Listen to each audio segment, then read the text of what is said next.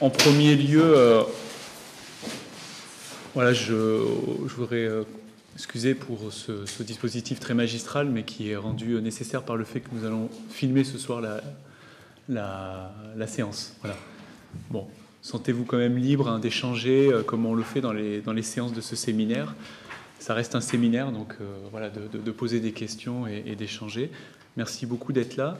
Donc nous avons ce soir la quatrième séance de notre séminaire sur l'anticipation. Donc nous allons continuer à parcourir un petit peu ce concept que nous pensons être un concept transversal, hein, qui concerne toutes les sphères de l'activité humaine et non humaine. On pense que ça concerne toutes les disciplines scientifiques et de sciences humaines et sociales.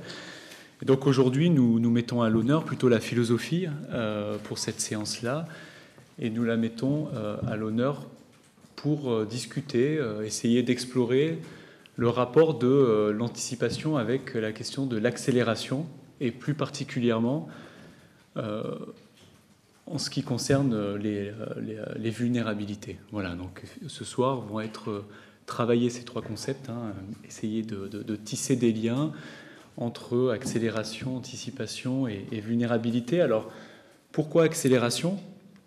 Le constat vient du fait que nous serions, et là je renvoie aux deux excellents ouvrages d'Armut Rosa sur ce thème-là, nous serions plongés dans une société dite de l'accélération. Donc Armut Rosa est un sociologue allemand qui se revendique comme étant un héritier de l'école de Francfort, et qui travaille les conditions de la démocratie, hein, les conditions modernes de la démocratie, comme le font tous les philosophes de l'école de Francfort, et lui travaille les conditions de la temporalité, les conditions temporelles de la démocratie. Et selon Armut Rosa, la modernité qu'il appelle tardive serait caractérisée par voilà, ce phénomène de l'accélération qui est triple, qui serait une accélération à la fois technique, une accélération sociale et une accélération de nos modes de vie. Voilà. Il démontre dans ses ouvrages que ce phénomène de l'accélération est généralisé, c'est-à-dire qu'il concerne véritablement toutes les sphères de la vie humaine, hein, toutes ces dimensions. Il démontre qu'il est le résultat d'un certain nombre de moteurs, il appelle les moteurs de l'accélération, parmi lesquels évidemment il y a le moteur économique, hein, le moteur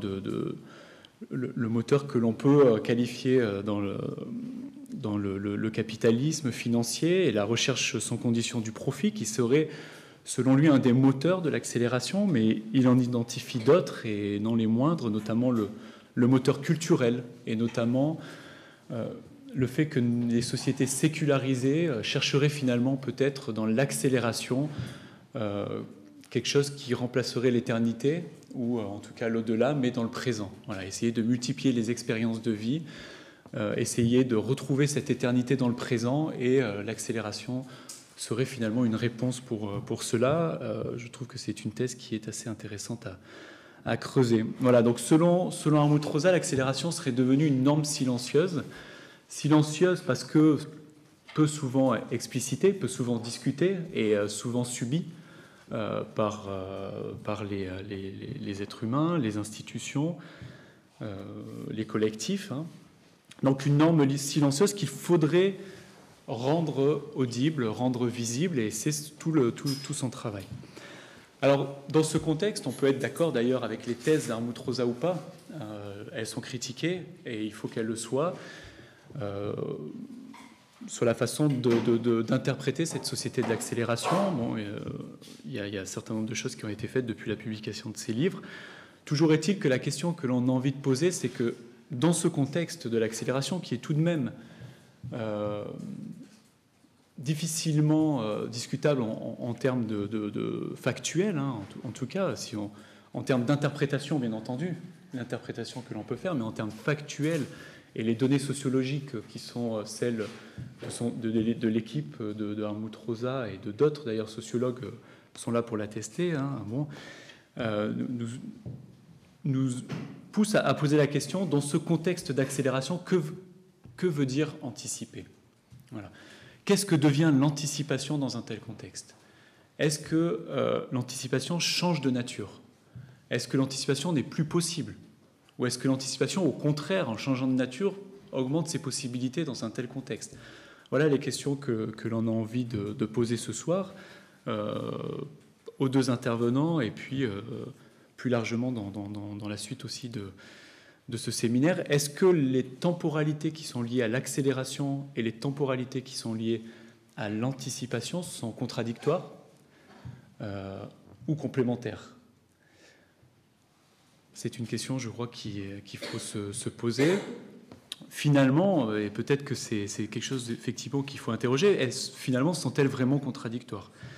Est-ce que la norme silencieuse de l'accélération, pour reprendre le terme d'Armut Rosa, ne transforme-t-elle pas la conception même que l'on a de l'anticipation, c'est-à-dire notre rapport au futur, et donc montre l'avènement, en tout cas, d'un nouveau type d'anticipation qui serait justement cette multiplication d'expériences au présent, d'expériences de vie au présent, qui serait peut-être une nouvelle forme de rapport à l'anticipation. Mais aussi, et là la question, on la pose aussi à nos deux intervenants, l'accélération n'est-elle pas aussi créatrice de nouvelles formes de vulnérabilité? C'est une question qu'il faut poser. Alors, il faut aussi se poser la question, qu'est-ce que la vulnérabilité? Et ça va être fait sur les deux interventions de ce soir. Mais est-ce que l'accélération n'est pas créatrice de nouvelles vulnérabilités en cela qu'elle crée ce que j'appelle, peut-être en forçant un peu le langage, des laissés pour rythme, tout comme il y a des laissés pour compte? Est-ce que l'élan serait prié d'accélérer ou de subir ou de périr? Est-ce que la lutte des temps ne remplace-t-elle pas ou complète-t-elle pas la lutte des classes et la lutte des places?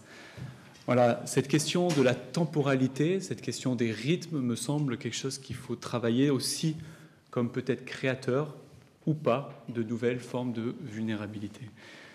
N'y a-t-il pas une vulnérabilité temporelle? Ça, c'est une question qui me semble intéressante aussi à poser.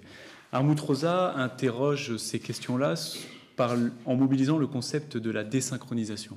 La désynchronisation étant pour lui une conséquence, une pathologie structurelle de l'accélération, puisqu'il y a des gens rapides, puisqu'il y a de l'accélération technique, puisqu'il y a des institutions qui accélèrent, alors il y a des lents, alors il y a des gens qui sont laissés pour rythme, et ça crée des désynchronisations entre temporalité d'une économie financiarisée au niveau mondial et d'une économie réelle, désynchronisation entre les rythmes écologiques de constitution des réserves naturelles et l'extractivisme ou le productivisme qui épuise les stocks naturels, désynchronisation entre les rythmes du management, des nouvelles formes de management dans l'entreprise et celles de la personne au travail.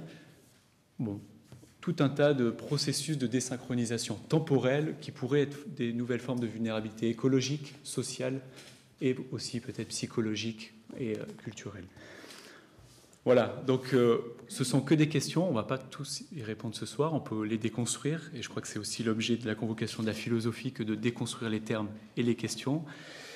Pour cela, on a demandé à deux philosophes d'intervenir ce soir.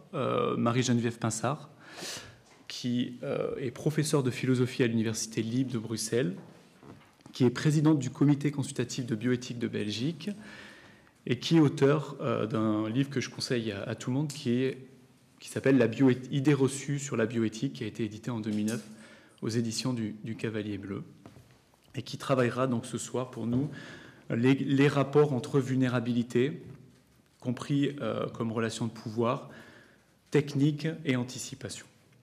Et puis dans un second temps, nous aurons l'intervention de Michel Puech, qui est professeur de philosophie également, à l'Université Paris-Sorbonne et qui est l'auteur du livre Homo sapiens technologicus, que je conseille également parce qu'il m'a beaucoup apporté en termes de philosophie de la technique. C'est une philosophie de la technique assez originale, assez particulière, qui est très intéressante, qui a été éditée en 2008 aux éditions du Pommier.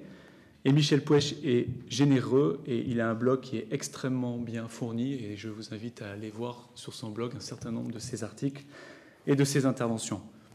Michel Puech, ce soir, déconstruira le titre de notre soirée, terme après terme, face à l'accélération technique, comment anticiper dans la vulnérabilité. Et ce sera l'objet de son intervention que d'étudier, d'identifier les risques philosophiques d'une telle question. Et c'est très heureux d'avoir ce type d'intervention. Voilà. Donc, comme les dernières séances, nous aurons 45 minutes par intervenant parce que nous laissons le temps à chacun de développer sa pensée. À la suite de chaque intervention, nous prendrons un temps pour des questions de clarification, voilà, sans rentrer dans le débat. Et puis ensuite, à la suite de ces deux interventions, je redemanderai aux deux intervenants de venir sur l'estrade pour une discussion plus globale, pour finir ensemble cette séance. Voilà, merci Marie-Geneviève.